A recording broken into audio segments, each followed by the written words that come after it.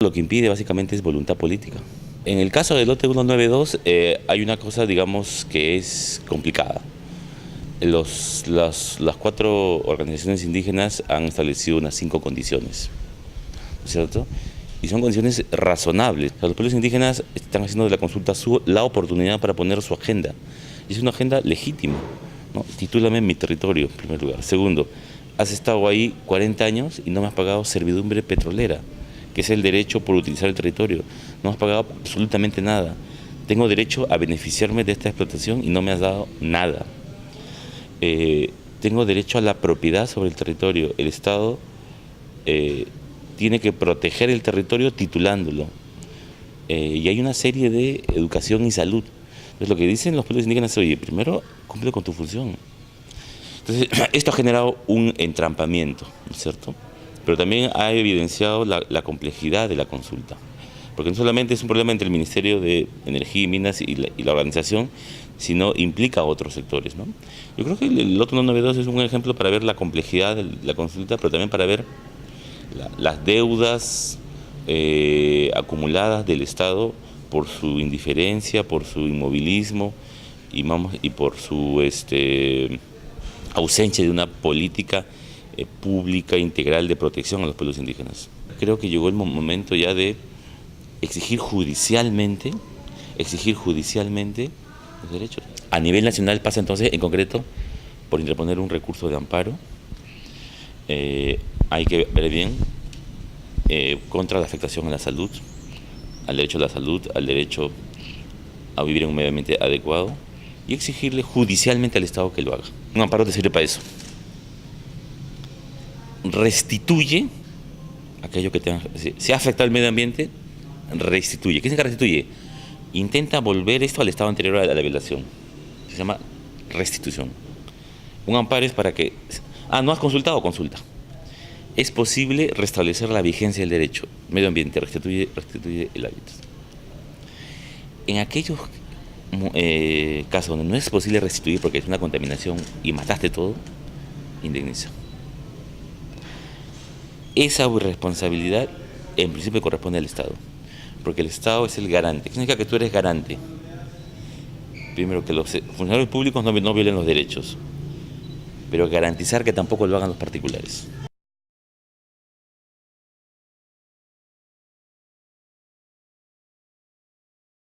Resulta infame que hasta el año 2006 era lícito que las empresas petroleras, las aguas residuales, luego de que tú explotas el petróleo, quedan unas aguas residuales con metales pesados tóxicas.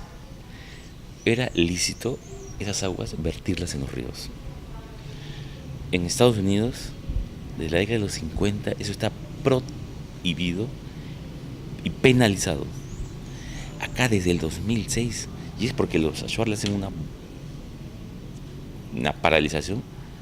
¿Qué dice el petróleo? Bueno, yo la verdad he reflexionado y voy a cambiar. Desde ahora voy a reinyectar solamente el 20%. Después de tanto insistir, el Estado dijo, prohibido reinyectar, prohibido vertir en los ríos. Cuando tú viertes esas aguas residuales en los ríos, primero lo vierten a temperaturas elevadísimas. Destruyes hábitat. Pero solamente es el lugar donde ellos pescan, es el lugar donde ellos se bañan. O sea, los ríos son algo muy importante para los pueblos. No darse cuenta de esto realmente, o sea, ya es una cosa criminal, o sea, y es una cosa, digamos, infame, yo creo, ¿no? Y eso genera responsabilidad no solo de las empresas, sino del Estado. El Estado, cuando se compromete, cuando aprueba la Constitución, el Estado asume una serie de compromisos, una serie de derechos. Uno de esos derechos es el derecho a vivir en un medio ambiente adecuado y equilibrado a la vida. Artículo 2.22 de la Constitución. Y más allá, en la Constitución hay una serie de normas que obligan al Estado a desarrollar políticas públicas para garantizar la protección del medio ambiente. El Estado cuenta con varias herramientas de gestión ambiental. Una de esas es esto. Pero el problema es que eso no solamente es declarativo y retórico, La tesis de IDL, la impresión de IDL es que estamos ante medidas retóricas. Acá se necesitan medidas concretas, pero otra vez insisto, está afectado la salud. La salud es la vida. Y esos son derechos muy importantes que no pueden esperar procesos burocráticos donde se sigue postergando la intervención inmediata del Estado. Yo te pregunto, ¿qué ocurriría si en Monterrico, si en La Molina o en San Isidro, barrios residenciales de gente acomodada en Lima, un día comienza a salir agua contaminada, agua con metales pesados o aguas residuales, esas que a veces se vierten en los ríos? Al día siguiente cierran ese pozo, porque acá lo permiten. O sea, hay un trato discriminatorio. El Estado está renunciando a su función de garante de derechos. Y en muchos casos, lamentamos, tenemos que decirlo, se comporta como un guachimán de las empresas. El convenio 169 no nace con la ley de consulta, sino nace cuando el Estado decide firmar y ratificar el convenio 169. Según el propio Tribunal Constitucional, el convenio 169 entró en vigencia y es exigible el 2 de febrero del año 1995. Según el artículo 38 del convenio, un año después de que es ratificado, entra en vigencia. Fue ratificado en el 94.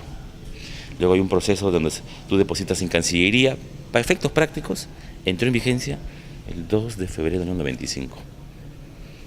No, pero el Tribunal Constitucional lo ha dicho, y el Tribunal Constitucional es el máximo órgano de interpretación y de protección de los derechos. Y lo que diga el tribunal es obligatorio. Lo digo yo, ¿no? Lo dice el artículo 82 del Código Procesal Constitucional, Ley 28237. En consecuencia, la tesis del gobierno de que la consulta solo es obligatoria desde el 7 de septiembre del 2011 no es cierta. Falta a la verdad. ¿Por qué ellos sostienen eso? Muy sencillo. El 80% de la Amazonía ya está concesionada. Si la tesis de ellos fuera cierta, el 80% no podríamos tocarla. ¿Qué habría que consultar? Lo que queda, la chauchilla. Esa tesis es tramposa, pero además es muy bien, digamos, tiene un objetivo muy claro, y es blindar, sacar, digamos, reducir el universo de decisiones que pueden ser consultadas.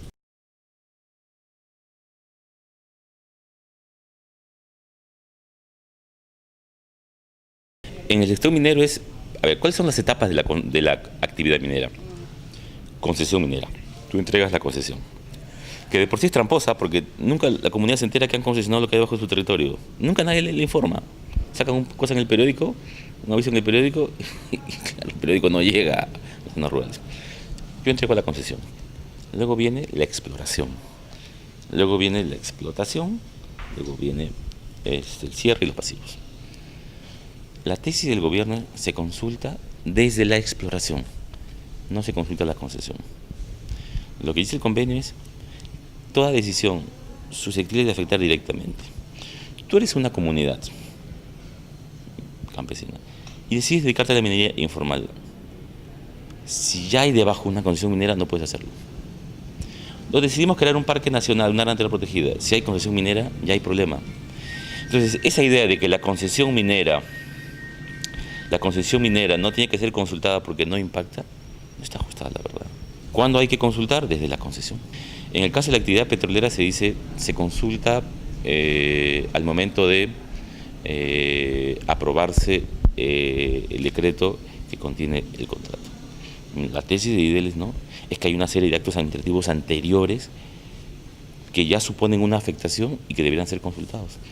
La simple decisión del Ministerio de Perú Petro de sacar a licitación un lote, yo creo que debía ser consultado.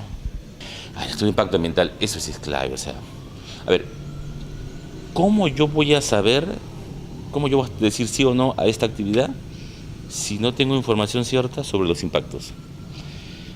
Y la única manera de ver eso es mirando el estudio de impacto ambiental.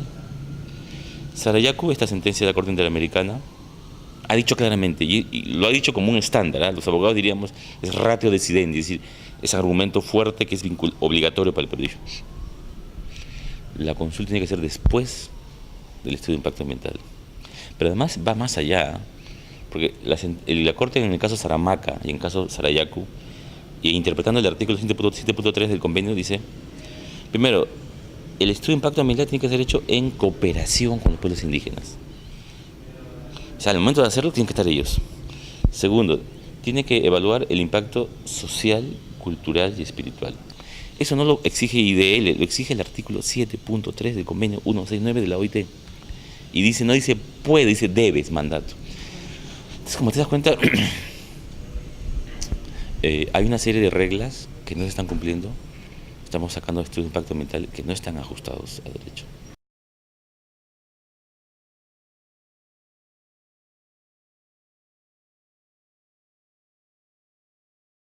Que la viceministra no venga a decir que como no le han notificado se queda cruzada de brazos.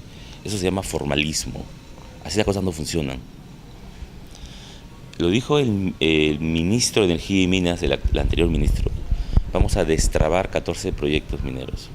El mensaje ahí entre líneas es muy claro. La consulta previa, que antes era entendida como un mecanismo de diálogo, de entendimiento, de acuerdo.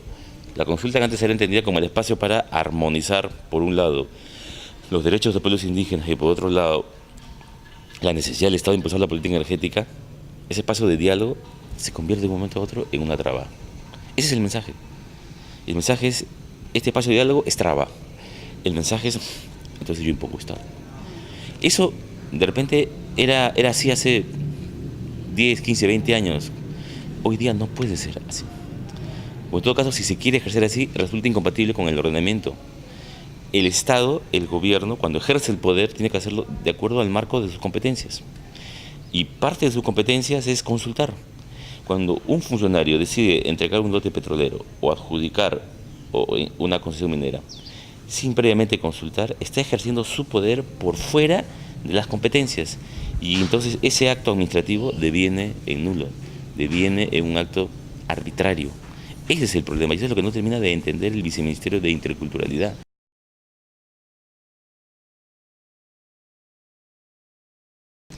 Hay un tema ahí de renunciabilidad de derechos promovido por la empresa con la complacencia del gobierno. Hay una cosa que no se termina de entender, yo creo. Tenemos a las comunidades en una situación de debilidad frente a la empresa. Hay un tema de asimetría de poder brutal. Cuando hay un sector que es vulnerable en sus derechos, el Estado tiene que entrar a protegerlos.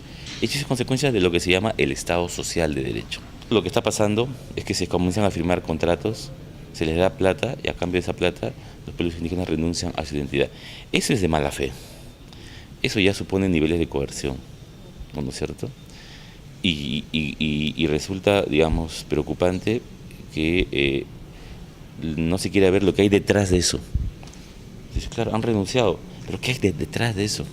¿Hay un ejercicio libre de su voluntad o hay toda una estrategia de cooptación, de coerción?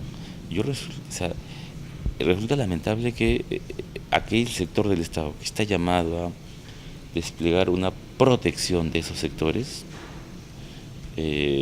no quieran ver eso y con ello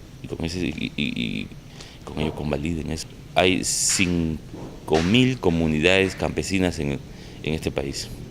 Es evidente que reúnen los requisitos para ser pueblo indígena.